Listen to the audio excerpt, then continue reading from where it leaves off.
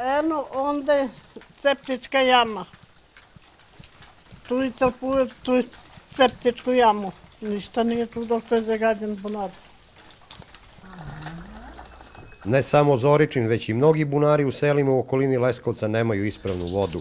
Meštani ih koriste za navodnjavanje ili kao ukras u bašti. Ima mnogo septičkih jama ovdje, jer nemamo kanalizaciju, to je problem. Pa ne, da pijenje, ne pijem. Pa ovaj deo da je zagađen. Zagađeno nije za... Svi bunari. pa mahom svi. Na odeljenju hemodijalize u Leskovcu u poslednjih nekoliko godina sve je više pacijenata. Oni sumnjaju da je i neispravna voda doprinela da se razbole.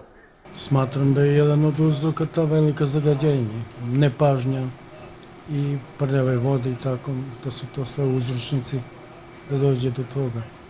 2 do 3 puta nedeljno na hemodijalizu dolazi oko 120 pacijenata. Sve nam je više nepoznate patologija, mi verujemo da zaista postoji to zagađenje, postoji hemijsko, biološko ili kako iz drugo.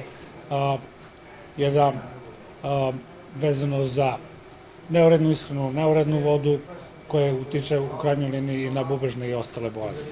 Procenjuje se da samo na području Leskovca ima oko 200 divljih deponija.